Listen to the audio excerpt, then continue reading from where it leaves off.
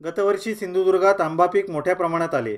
लॉकडाऊनमुळे आंबा विक्रीची कोणतीही सोय नसल्याने मुंबई, पुणे, कोल्हापूर येथील आंबा दलालांनी सिंधुदुर्ग जिल्ह्यातील आंबा उत्पादक शेतकऱ्यांना सहकार्य करण्यास असमर्थता दर्शविली. मात्र बेळगाव येथील एम.बी. देसाई अँड सन्सने येथील आंबा बागायतदारांना मदतीचा हात दिल्याने सिंधुदुर्ग जिल्ह्यातील आंबा बागायतदारांतर्फे बेळगाव येथील एम.बी. देसाई अँड सन्सचे नितीन देसाई व संदीप देसाई यांचा सत्कार करण्यात आला. वेंगुर्ले येथील हॉटेल गजालीच्या सभागृहात झालेल्या या कार्यक्रमास सिंधुदुर्ग जिल्ह्यातील आंबा बागायतदार जगदीश गावकर, मालवण खरेदी विक्री संघाचे व्हाईस चेअरमन विजय ढोलम, अश्विनी कुमार मांजरेकर, अमित सावंत, जुबेर जंगूभाई, प्रभाकर वारंग, सुरेश डगरे आदी आंबा बागायतदारांसह नितीन व संदीप देसाई, विकी सुभेदार आदी उपस्थित होते. यावेळी नितीन देसाई व संदीप देसाई यांचा जगदीश गावकर यांच्या हस्ते शाल श्रीफळ देऊन सत्कार करण्यात आला.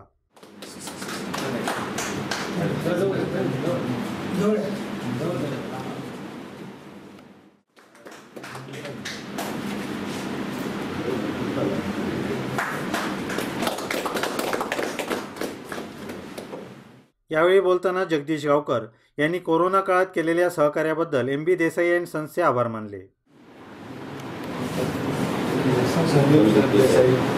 सिंधुदुर्गातले व्यापारी वर्ग तसेच पत्रकार मित्र बांधव पण ही पत्रकार परिषद घेतली त्याचा मागे उद्देश एकच आहे की गेल्या वर्षी आपण जे कोरोनात जे हा संकट जे आहे त्याच्यातून मार्ग कसा काढला या संदर्भात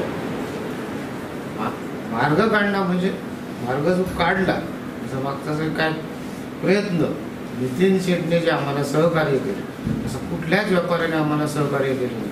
ना मुंबई ना पुणे कोल्हापूर म्हणा सांगली साहेबांनी जे सहकार्य केलं आम्ही माल घेऊन जायचो दर दिवशी ठरवायचं आज कुठे माल उतरवायचा प्रश्न पडायचा माल पिकलेलं असायचं माल कुठे न्यायचा तो साहेब फोन करायचे आज तुम्ही इथे या उद्या तिथे या परवा तिथे अशा प्रसंगात आपली नंतर शेवट आम्हाला उत्तूरला एक पर्याय मिळाला. उत्तूरपर्यंत आम्ही कुठल्या पोलिसांनी त्रास दिला ना काय कारण आंब्याची गाडी म्हटल्यानंतर नाशिवंत माल आम्हाला सरकारने पोचवायला दिला अत्यावश्यक सेवा म्हणून गाडीला पोस्टर दिले परमिशन दिलं सगळं काय केलं. माल मार्केटात पोचल्यानंतर त्याची विक्री कशी करणार कारण सरकारचा नियम होता 5 लोक एकत्र यायचे नाही कर्फ्यू ऑर्डर होती. मग माल कसं विकायचं कसं केलं ते त्यांनाच माहिती आहे. आम्ही फक्त बघायचो माल गेला कसा प्रश्न पडायचा आम्हालाच मार्केटात तर कोण दिसायचा नाही एक सुद्धा माणूस माल देतात कसे कोणाला देतात आणि एवढा मग आम्ही पुण्याला पाठवलं. पुण्याला मग सांगायचे ना माल पाठवू नका कस्टमर कोण नाही गिराईक कोण नाही. सांगली तसे कोल्हापूर तसे मुंबई तर बंदच झाले आणि दर दिवसाला नाही म्हटलं तरी आमच्या कमीत कमी 20 ते 25 लॉऱ्या यायचं दर दिवशी ते सुद्धा उतरवायचे. तिथून हे लोक न्यायचे ट्रान्सफर तिथून त्यांची गाडी यायची आमची गाडी तिथपर्यंत जायची बॉर्डरपर्यंत बॉर्डरहून ते नंतर न्यायचे परत त्यांच्या बेळगावला त्यांचं परत सरकारने एकच नियम मार्केट अमुक वाजेपर्यंत उघडं ठेवायचं लॉक करायचे. मग ते लोक कसे काय करायचे आम्ही विचार करायचा नंतर हे व्हिडिओ पाठवायचं असं असं केलं तसं कठीण परिस्थितीत त्याने मार्ग दाखवला. आम्ही ऋणी आहोत आयुष्यभर विसरणार नाही. मी सांगतो त्या लॉकडाऊनमध्ये तो आमचा आंबा अक्षरशः कुजून जाणार होता फक्त पारामे राहणार होता फक्त साहेब नसते दुसऱ्या कुठल्याच व्यापाऱ्याने बेळगावच्या आम्हाला सहकार्य केलं ना कोण सुद्धा उठवायचे ना कुठल्याच म्हणजे आम्ही सगळीकडे मालवण सगळ्या बाजारपेठा कुठल्या कोल्हापूर म्हणा कोण म्हणा लोकलला कोण पब्लिक सुद्धा नसायचं अक्षरशः रस्त्यावरती कोण माणूस नसायचा. मग साहेब आंबे कुठे ठेवायचा आम्हीच विचार करतो प्रेझेंट देऊन किती देणार ठीक होतं पण साहेब त्यात करून छोट्या छोट्या व्यापाऱ्यांना फोन करून बोलवायचे तुम्ही या थोडी बॉक्स न्या असं करून करून तू कसा तरी मार्ग काढला. एवढा मोठ्या संकट असून सरकारने फक्त आश्वासन देतं आम्ही शेतकऱ्यांना हे पॅकेज दिलं ते पॅकेज प्रत्यक्षात बघितलं तर काहीच मिळत नाही शेतकऱ्याला फक्त शेतकऱ्याची आता हस्तगत सफरचंद म्हणा दुसऱ्याचा भाव लास्टपर्यंत मे महिन्यापर्यंत त्यांचा एक भाव असतो 40 रुपये 60 रुपये आंब्याचा लाट शेवट कॅरेट 5 रुपये 8 रुपये 10 रुपये आणि म्हणे आंबा आमचा राजा काय कोण नाही राजाला विचार कोण त्याला वाली आहे का आणि तो नाशिवंत माल आहे आम्ही कुठे ठेवू शकत नाही तो लगेच त्याचा डॅमेज होतो 2-3 महिन्यात डॅमेज होतो. अशा परिस्थितीत या आंब्यावरती सगळं काय बोलून जातं, पण आम्ही सुद्धा सिंधुदुर्ग जिल्ह्याचा अध्यक्ष होऊन गेलो 5 वर्ष, पण कधी संघटित येत नाही. कारण आहे त्याचं आमच्या ज्या कोकणाची जी प्रवृत्ती, आमची जी जिद्द आहे. बाकी बघा घाटावरती गेले की सगळे आत्महत्या करतात जरा पाऊस पडला का. आमचा लोक कधी करणार सुद्धा नाही. चॅलेंज आहे माझं.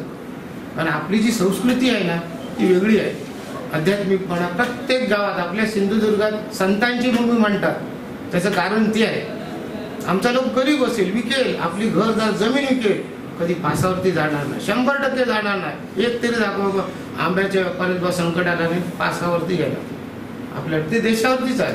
आपल्या अडचणी आम्ही प्रसंगाचे सावध होऊन आम्ही ते काहीतरी करू, दुसरा कोण करू शकत नाही. असे व्यथा आहेत. त्यामुळे बाकीचं काय, बाकीचे व्यापारी आहेत ते सांगतीलच, पण याचे पत्रकारांना आम्ही तुम्हाला देतो. काय काय नंतर झालं तर प्लीज रिपोर्ट नंतर करतीलच. तर पत्रकारांनी नंतर आम्हाला सगळं विचारायचं, आम्ही सांगू त्यांना काय बोलून.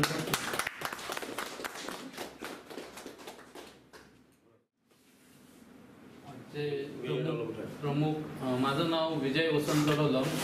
मी मालवण तालुका खरेदी विक्री संघाचा माजी व्हाईस चेअरमन होतो, आता संचालक आहे. आणि मी आंबा उत्पादक म्हणजे आंबा शेतकरी आहे. गेल्या वर्षी कोरोनाच्या काळात आंबा उत्पादक शेतकऱ्यांची जी काय हाल झाले त्याची दखल ज्याप्रमाणे सरकारने घ्यायला पाहिजे होती तशी घेतलेली नाही. कारण काय झालंय, आपलं एकत्रपणा नसल्यामुळे सर्व झालेलं आहे. तरी त्या काळात MB देसाई संत बेळगाव यांनी आम्हाला इकडच्या सिंधुदुर्गातल्या सर्व शेतकऱ्यांना बरंच सहकार्य केलं. जो माल गेलेला होता तो विकला आणि व्यवस्थित रेट दिला. जो म्हणजे आम्हाला पण शाश्वती नव्हती एवढा रेट मिळेल अशी, पण त्यांनी कसं काही करून शेतकऱ्यांना तारलेलं आहे. गेल्या वर्षी जर सरकारने याच्यावर काहीतरी उपाययोजना केली असती तर शेतकऱ्यांचं झालेलं नुकसान एवढं झालं नसतं. तर तसंच शेतकऱ्यांना आपला हमी भाव सुद्धा शेतकऱ्यांना मिळत नाही. सफरचंद, द्राक्ष, संत्री, मोसंबी या मालाला हमी भाव मिळतो. फळांचा राजा आंबा म्हणून सांगितला जातो, पण त्याला शेवटच्या क्षणी टोमॅटोची सुद्धा किंमत मिळत नाही. म्हणजे उत्पादनाला खर्च तेवढाच आहे, पण त्याला किंमत शेवट मिळत नाही. याची व्यथा कुठेतरी गेली पाहिजे आणि त्याला हमीभाव मिळाला पाहिजे सरकार दरबारी. याच्यासाठी काहीतरी प्रोसिजर व्हायला पाहिजे. तसंच इकडचा शेतकरी म्हणजे कोकणातला शेतकरी म्हणजे भाविक असल्यामुळे तो सहसा आत्महत्या करत नाही. किती संकट येऊ दे. आता या वर्षी पण बघा, आता 2 दिवस सतत पाऊस पडतोय, म्हणजे नाही म्हटलं तरी आंब्याचं नुकसान चालूच आहे. तरी आता या 2 दिवस झाले सरकारने किंवा TV चॅनलवाल्यांनी पण अजून आंब्याच्या संदर्भात कुठचीच बातमी दाखवली नाही. बाकी बातम्या दाखवतायत, इकडे नुकसान झालंय, तिकडे घाटावर हे झालंय, पण कोकणातल्या फळांचा राजा म्हणून बोललं जात आहे त्याची बातमी सुद्धा साधी टीव्हीवर दाखवत नाही. म्हणजे किती दुःखाची गोष्ट आहे. तरी एवढं असून सुद्धा आपला कोकणातला शेतकरी एवढं नुकसान होऊन सुद्धा आत्महत्या करण्यास प्रवृत्त होत नाहीये. कारण त्याच्यात जिद्द आहे, मी आज नाही उद्या काहीतरी करेल, ह्या आशेवर तो जगतोय. आणि त्या आशेला जोड देत आहेत ते आम्हाला देसाई साहेब बेळगाववरून. कारण गेल्या वर्षी त्यांनी जे सहकार्य केलं आहे सिंधुदुर्गातल्या शेतकऱ्या आंबा उत्पादकांना ते खरोखरच वाखाणण्याजोगं आहे. आज सुद्धा ते एवढी पत्रकार परिषद घेण्यामागचा त्यांचा उद्देश आहे ना, तो खरोखरच म्हणजे खरा बघितलं तर इकडच्या कोकणातल्या यांनी पुढाऱ्यांनी केला पाहिजे होता, पण केलं नाही. तरी त्यांनी केलेलं आहे. आणि हे सर्व चॅनेलवर दाखवून सरकार दरबारी कोकणातल्या शेतकऱ्यांना न्याय द्यावा अशी माझी कळकळीची विनंती आहे. आज शेतकरी आंबा सर्व म्हणजे वाढवतो पिकवण्याच्या स्टेजला आला की त्याला आंबा म्हणजे कसा 1-2 आंबा असं पेटी नसते. काय मोठ्या व्यापाऱ्यांकडे 100-150 पेट्या, म्हणजे तेच बॉक्स म्हणायला गेलं तर 500-500 बॉक्स असतात. ते पिकवायचे म्हणजे तर सामान्य गोष्ट नाही. त्याच्यासाठी काहीतरी केमिकल वापरायलाच पाहिजे, त्याशिवाय हे होतच नाही. आणि आज सर्रास बघितलं तर मार्केटमध्ये सफरचंद किंवा केळी, द्राक्ष हे पिकवण्यासाठी केमिकल वापरलं जातं. पण आज असं बघितलं सरासरी, तुम्हाला पण पत्रकारांना माहिती असेल की आंब्याचा सीझन जोरात चालू झाला पिकवायचा की काहीतरी असं केमिकल वापरून पिकवतायत. हा शरीरास घातक आहे आणि त्याच्यामुळे शेतकऱ्यांचं बरंच नुकसान होत आहे. लक्षात आलं? कारण शेतकऱ्याला जी किंमत मिळत असते ती अचानक पडते किंमत. कारण ग्राहक म्हणतो अरे हा केमिकलचा आंबा आहे, आपण खातोय, आपल्याला त्रास होणार आहे, मग का घेऊयाच नको. मग त्याच्यामुळे गिराईक कमी होतं, मग आपोआप मंदी निर्माण होते. तर ती होता कामा नये. सरकारने याच्यासाठी काहीतरी ठोस पाऊल उचलायला पाहिजे असं आमचं मत आहे. सत्काराला उत्तर देताना नितीन देसाई यांनी गतवर्षी येथील आंबा विक्री करताना कसे वाईट अनुभव आले, त्यासाठी कशी कसरत करावी लागली याची माहिती दिली. तसेच कोकण व बेळगावचे एक वेगळे नाते आहे, ते वृद्धिंगत करण्यासाठी येथील आंबा बागायतदार, शेतकरी, व्यापारी यांनी सहकार्य करावे असे आवाहनही केले. आंबा भरपूर आहे, विक्री कुठे करणार हा प्रश्न पडला होता आमच्या आंबा व्यापारी जगदीश यांना मला डोलत सांगा. पण तो आता विकणार कसा? लॉकडाऊन तर सगळ्यांनाच केलेलं होतं. प्रश्न पडला विकायचं कसा? ह्यांनी म्हणाले एवढा आंबा कुठे घेऊन जायचा. मग आम्ही काय केलं की थोडाफार वाट बघूया, यांनी थोडी तुम्ही दुसरीकडे हे करा ते करा म्हणून ह्याला पण सांगितलं. पण परिस्थिती करता सगळी तशीच होती सगळ्यांची. तर थोडंफार की नाही आम्ही मॅनेज करून पोलिसांना म्हणा, पोलीस डिपार्टमेंट म्हणा, त्यावेळेला सगळ्या पोलीस डिपार्टमेंटलाच पॉवर होती, कोणाला यायचं जायचं सगळ्यांना अरेंजमेंट करून आम्ही की नाही आंबा मागवला. पण त्रास एवढा झाला की क्रॉसिंग, बॉर्डरवरनं क्रॉसिंग करणं ईस तोपर्यंत रोजचे आमचे 15 ते 20 गाड्या, म्हणजे रोजचा 25,000 बॉक्सचं काम कसं होणार आणि विक्री कशी करणार हा सगळा प्रश्न होता. थोडंफार नुकसान आमच्या बागायतदारांना झाला, भरपूर नुकसान झाला या लॉकडाऊनमध्ये. पण विक्री करणं हे इम्पॉर्टंट होतं. आम्ही रोज सकाळी यायचो होतो, पोलिसांना मॅनेज करायचं, दुकानला यायचं, 2 तास आम्हाला द्या, आम्ही विक्री करतो. भाजी विक्रेत्याला त्यांनी सगळं परमिशन दिले, पण आंबा विक्रेत्याला काहीच नाही, काय ओपनच नाही आहे. आम्ही जाऊन रिक्वेस्ट करून सगळं मॅनेजमेंट करून काहीतरी करा असं म्हणायची परिस्थिती आली. व तो आंबा यायचा, आम्ही सकाळी 2 तासामध्ये तो आंबा विक्री करायचा. 20,000 25,000 बॉक्स हे विक्री करून मग ह्यांना कसं पैसे पोचवायचं हा एक प्रश्न. मग ते ऑनलाईन ट्रान्सफर हे बाकी सगळ्यांची अकाउंट पण नव्हती व्यापाऱ्यांची, करणार काय? हा सगळा लॉकडाऊनमुळे एवढा त्रास झालाय, व्यापाऱ्यांनाही त्रास आणि विक्रेत्यालाही त्रास. ह्या सगळ्यातनं की नाही आम्हाला सगळ्यांनी मदत केली. बाकी सगळं काय तुम्ही बघितलं आहे सगळं, बाकी जास्त काय बोलत नाही. व्यापाऱ्यांनी आम्हाला मदत केली, त्यासाठी धन्यवाद सगळ्यांना. नमस्कार. आणि बाकी डिपार्टमेंटला सगळ्यांना धन्यवाद. माझं नाव डी सुभेदार, मी एक इव्हेंट ऑर्गनायझर आहे. ह्यांनी आम्हाला जेव्हा नितीन देसाई आणि संदीप देसाई आमचं फॅमिली फ्रेंड सर्कलच आहे, मग त्यांनी जेव्हा मला परिस्थिती सांगितली की विकी असं आहे आणि एक त्यांनी मार्क काढलेत आणि ते मार्क म्हणजे घरोघरी जाऊन मँगो पोचवायचं. मग त्याच्यासाठी आम्हाला एक युक्ती नितीन देसाई आणि संदीप देसाई यांनी करून दिली आणि त्याप्रमाणे आम्ही काय केलं, थोडं मार्केटिंगसाठी डिझाईन करून तुम्हाला माहीत असल्याप्रमाणे व्हॉट्सअप आणि फेसबुक थ्रू आम्ही ॲडव्हर्टाईज करून, इंस्टाग्राम तर्फे करून मँगो घरी पोचवायचा प्रयत्न केला आणि मॅक्झिमम पोचवलं सुद्धा. त्यासाठी आम्ही एक 4 पोरंसाठी ठेवून घेतली आणि ह्यांच्या फ्रेंड सर्कलमधून आणि ह्यांच्या ओळखीने जे आपल्याला गव्हर्नमेंटचं एक हे लागतं पास, ते सुद्धा घेतलं. आणि जेव्हा आम्ही मँगो द्यायला जाताना फक्त पास असलं की सगळं काम काय होत नाही, तरी सुद्धा पोलीस थांबवतात. त्यावेळेला आम्ही पोलिसांना सुद्धा गोड बोलून एक 6 मँगो देऊन त्यांना समजावून सांगितलं की हे मँगो आम्ही म्हाताऱ्यांना आणि लहान मुलांना द्यायलाच पाहिजे, का म्हटल्यावर त्यांना मँगो पोचणं गरजेचं आहे.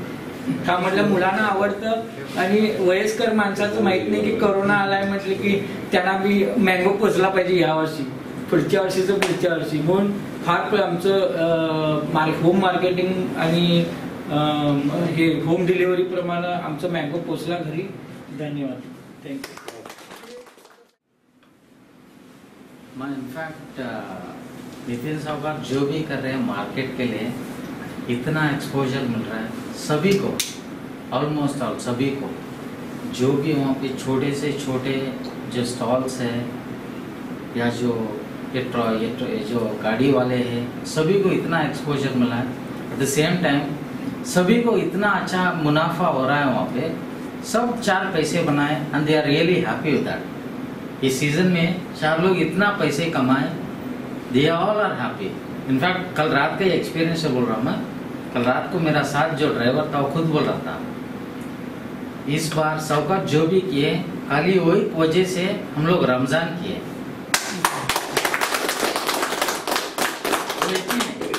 वो है कि नहीं, जितने भी थे वो सभी लोग रमजान किए.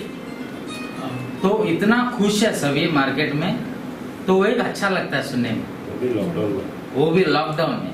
ऐसे सिचुएशंस में इतना एक्सपोजर किसी को भी नहीं मिलता. इतना मुश्किल के टाइम पे भी इतना कर रहे बोलो तो बहुत बड़ी बात है वो. सर्वप्रथम मी देसाई साहेबांचे आभार मानतो की त्यांनी यावर्षी आम्हाला कर्जबाजारी होण्यापासून वाचवलं. हे सर्वात मोठं. मुंबई किंवा इतर मार्केटला पाठवून सुद्धा रेट मिळाला नाही आणि जे देसाई साहेबांकडे पाठवला माल, त्यातनं निदान खर्च आणि जे कोणाची देणी आहे ती भाग व्यवस्थित ते उत्पन्न आपल्याला भेटलं. निदान या कोरोनाच्या काळात आम्ही कर्जबाजारी होऊन आत्महत्या करण्याच्या प्रवृत्तीपासून तरी 1 वर्ष मागे राहिलो. आता पुढचं वर्ष कसं होईल, पाऊस होईल, काय होईल याच्यावर आम्ही सांगू शकत नाही. पण या वर्षी कोरोनाच्या याच्यात आम्ही जी पुढचं पाऊल काय उचलणार होतो ते ब्रेक लागलेला आहे. नमस्कार. आमचा आंबा लॉकडाऊनचे गडबडमध्ये ब्राऊन झाला होता, म्हणजे विक्री होत नव्हती. त्यावेळेला आम्हाला एकच मार्केट म्हणजे Belgaum MB Desai and Sons यांनी फार मोठी मदत केली आहे लॉकडाऊनच्या काळात. कारण इथून आमच्या वेंगुर्ल्यातून एक 10 किलोमीटर लाटीवर गाडी सोडत नव्हती त्या काळाला, आणि कुठचाच आंबा ट्रान्सपोर्टला जात नव्हता. पुण्याला म्हणा किंवा कच्चा आंबा मुंबईला म्हणा ते मालच जात नव्हतं. त्या प्रश्नात आम्हाला गव्हर्नमेंटने एक आंबा वाहतुकीसाठी परमिशन दिली. तिथून गेल्यानंतर संकेश्वर निपाणी बॉर्डरवर गाडी सोडत नव्हते. कर्नाटक स्टेटमध्ये महाराष्ट्र स्टेटची गाडी घेत नव्हते. ते आम्हाला MB देसाई सन्सने फार मदत केली. बॉर्डर क्रॉस करून घेऊन लोकांचा माल आणि संपूर्णपणे आपल्या मार्केटमध्ये नेऊन कमीत कमी एक बाजारला 20-25 हजार बॉक्स विकणे. आपण आपल्या गाडीतून 1,000 बॉक्स जाणे, त्यांचे मार्केटमध्ये पूर्ण बॉक्स मालवण, कोचरा, या वेंगुर्ला हे सगळं गळवून 30-35 हजार बॉक्स त्यांचं विकण्याचं काम खूप मोठं केलेलं आहे. आणि त्या लॉकडाऊन काळात आपल्या वेंगुर्ला मार्केट म्हणा किंवा सावंतवाडी मार्केट म्हणा, लोकल मार्केटमध्ये 50-60 रुपयांनी डझन विकला गेला. तिथे आम्हाला MB देसाईंनी कमीत कमी 250 रुपयाचा रेट ते 700 रुपये ते 250 रुपयाचा रेट भाव मिळून आम्हाला दिला मार्केटमध्ये. आणि चांगला आम्हाला भाव मिळाला. कारण MB देसाईंचं नसतात, कारण आम्हाला आंबा कचराकुंडी टाकायची पाळी या लॉकडाऊन काळात आली होती. म्हणून त्यांच्या मनापासून आम्ही आभार मानतो MB देसाई आणि सन्सचा. या कार्यक्रमाला सिंधुदुर्ग जिल्ह्यातील आंबा बागायतदार उपस्थित होते.